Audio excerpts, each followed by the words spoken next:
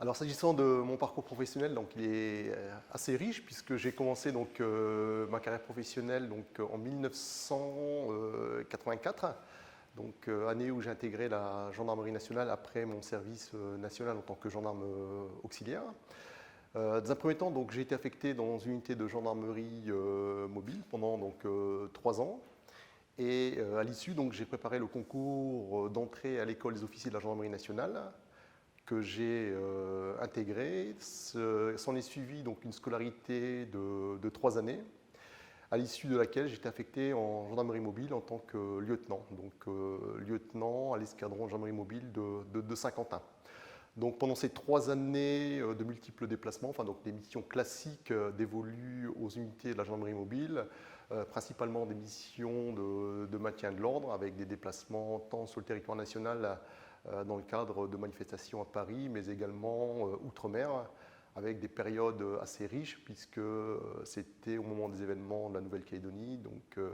entre 85 et 88, donc des périodes assez riches. Mais parallèlement à ça, des déplacements également donc en Guadeloupe, à Saint-Martin, donc une période assez intéressante pour un jeune officier de la gendarmerie nationale. Voilà, donc après ces 3 années à Saint-Quentin, j'ai commandé l'escadron de gendarmerie d'autoroute de Reims. Donc également une expérience très intéressante dans le sens où l'unité était importante, hein, donc il y avait à peu près 160 personnels, donc sous-officiers, gendarmes auxiliaires, donc gendarmes adjoints donc, à l'époque. Unité dont la compétence s'exerçait sur plusieurs départements, puisque j'étais habilité donc, non seulement par le procureur général de Paris, le procureur général de Reims et le procureur général de Nancy, puisqu'il y avait des unités qui se trouvaient donc en Meurthe-et-Moselle, la Moselle, la Marne, Seine-et-Marne, l'Aisne et la Marne. Donc des missions principalement donc, de sécurité routière, donc gestion des flux sur le réseau autoroutier, mais également chose que donc, les gens méconnaissent, beaucoup de missions de police judiciaire, puisque les réseaux autoroutiers, enfin, le réseau autoroutier était utilisé donc, par de multiples automobilistes, dont des trafiquants donc, de produits stupéfiants, mais à l'époque également donc, il y avait des missions de lutte contre l'immigration irrégulière, puisque l'autoroute A4 était orientée donc, est vers Paris, donc de multiples flux d'étrangers en situation régulière qui transitaient donc, par le réseau autoroutier. Donc voilà donc, deux types de missions, des missions de sécurité routière, mais également des missions de police judiciaire. D'autant plus qu'on avait les moyens, puisque j'avais une équipe cynophile, recherche stupéfiants, ce qui nous permettait donc, dans le cadre de contrôle au niveau des barrières de péage, donc sur réquisition du procureur de la République, d'effectuer des contrôles donc des personnes et des véhicules. Voilà, donc après ce commandement donc, à Reims, j'ai été affecté à la compagnie de gendarmerie départementale de Givors, donc, dans le département donc, du Rhône. Compagnie périurbaine hein, qui se trouve à peu près à 20 km au sud de Lyon. Et là, donc, les missions classiques dévolues à une compagnie de gendarmerie départementale, des missions de police administrative, mais également donc, des missions de police judiciaire. Unité très intéressante, puisque bon, il y avait des unités qui se trouvaient donc, dans les monts du Lyonnais avec des problématiques beaucoup plus rurales, mais également des unités, enfin à l'époque c'était la tendance, donc les problématiques liées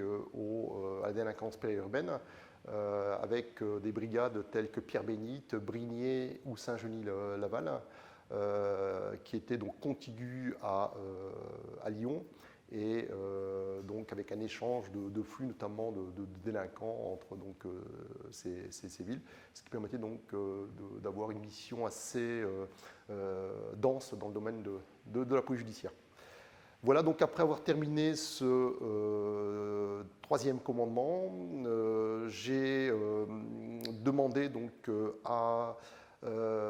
servir enfin, donc, dans une autre administration, et à ce titre-là, j'ai été affecté à la délégation interministérielle à la ville,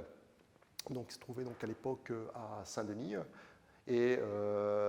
donc j'ai été nommé donc, chargé de mission donc, pendant 3 ans. Alors une période très riche, puisque pendant ces 3 années, j'ai été donc désigné comme suppléant au représentant national du réseau européen de prévention de la criminalité, ce qui permettait donc de travailler tant au niveau national dans le cadre d'une mission de coordination, donc en lien bien évidemment avec le représentant national de ce réseau pour caler donc les positions françaises dans le domaine de la prévention de la délinquance, mais parallèlement à ça, donc détecter donc les bonnes pratiques au niveau de l'Union européenne pour pouvoir les partager donc en interministériel au niveau national. Donc pendant 3 années, donc,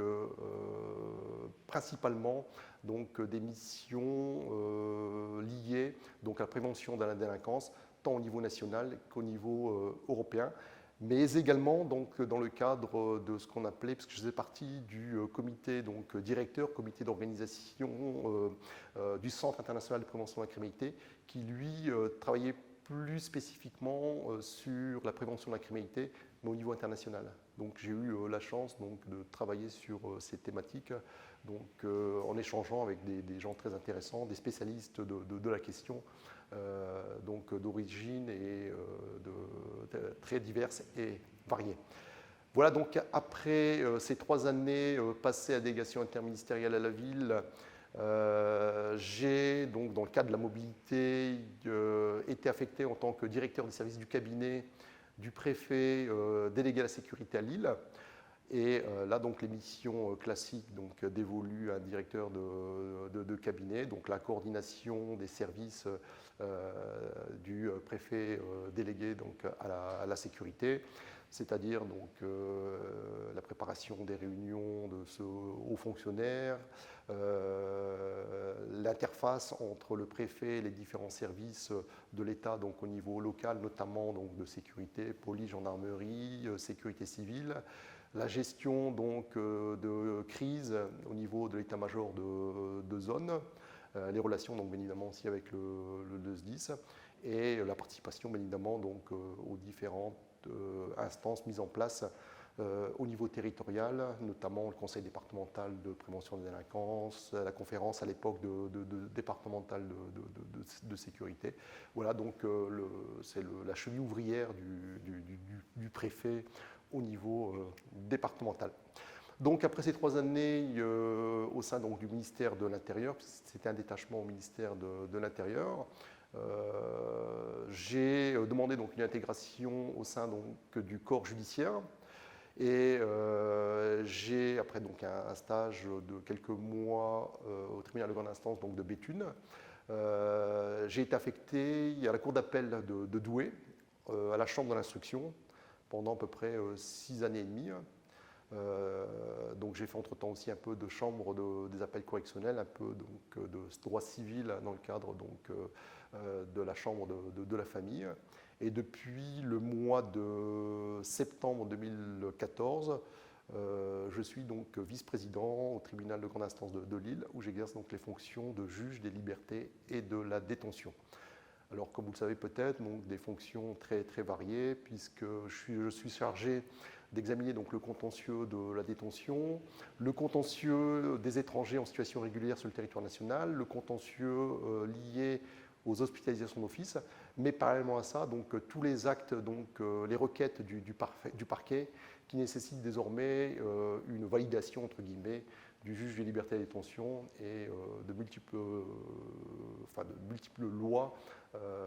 notamment la dernière qui va être votée, développe de plus en plus donc cet aspect, c'est-à-dire le contrôle donc, du juge des libertés et de la détention sur les requêtes donc, qui sont formulées par le parquet.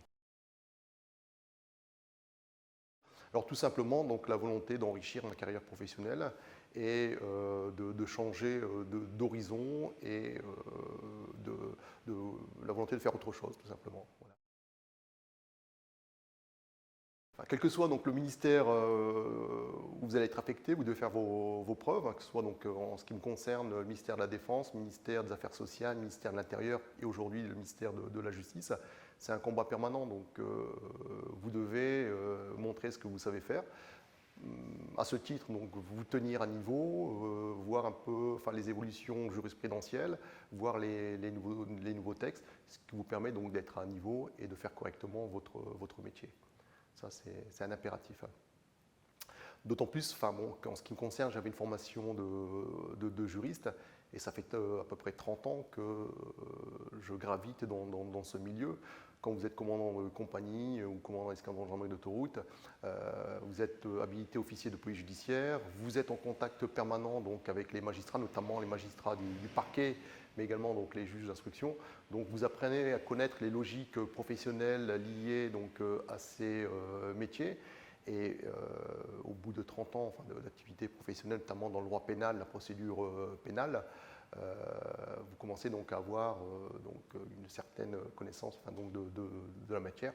Et ensuite, c'est l'application classique du syllogisme judiciaire. Donc la règle de droit, le cas d'espèce, vous confrontez la règle de droit au cas d'espèce. Je schématise un peu, mais c'est cette logique qui prime. Et après, bien évidemment, si vous ne savez pas, vous avez la documentation. Il ne faut pas tout connaître, que ce soit donc, dans le droit civil, le droit commercial. Le droit est très riche. Donc, même si vous vous spécialisez dans un domaine, l'intérêt aussi du métier, c'est de pouvoir changer, de passer donc, du droit pénal au droit civil, au droit commercial. Et dans ces cas-là, vous vous remettez à niveau, vous regardez donc, les textes permettant donc, de rendre une bonne justice. Alors, indirectement, puisque, comme je vous l'ai précisé tout à l'heure, le juge des libertés et détention est compétent en matière du contentieux des étrangers. Et effectivement, comme vous le savez, il y a des interpellations sur la bande littorale maritime. Et lorsque le centre de rétention administrative de Coquelles est complet, il y a un transfert de ces étrangers en situation irrégulière au centre de rétention administrative de l'Équin. Et effectivement, dans le cadre des demandes de prolongation de la rétention administrative qui sont formulées par le préfet du Nord, voire le préfet du Pas-de-Calais, c'est le juge des libertés et de la détention de Lille qui est compétent donc, pour examiner ce contentieux et éventuellement, en l'absence d'irrégularité de la procédure, de prolonger cette rétention administrative pour une nouvelle durée de 20 jours, voire une prorogation donc, de 20 autres jours.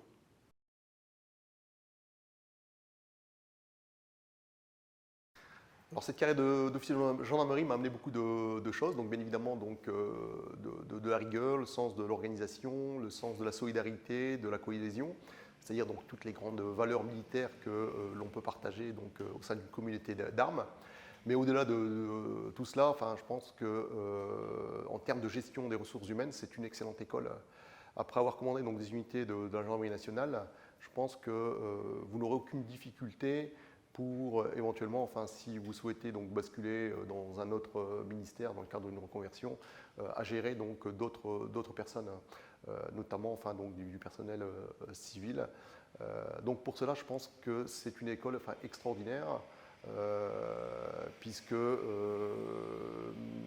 progressivement, donc, en tant que lieutenant, vous commencez à commander des petites unités et ensuite progressivement donc, des unités beaucoup plus importantes. Et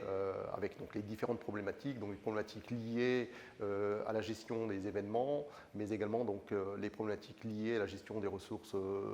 humaines, donc les notations, évaluations, les problèmes parfois, les problèmes disciplinaires, mais également donc l'aspect social, même si à l'époque où j'y étais, il n'y avait pas toutes les instances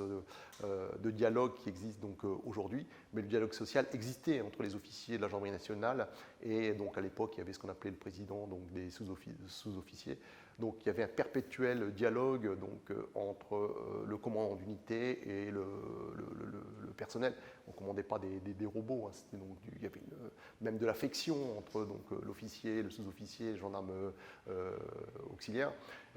Et comme je vous l'expliquais, ça formait une communauté d'armes, une communauté de vie. Et on était parfaitement impliqués donc, dans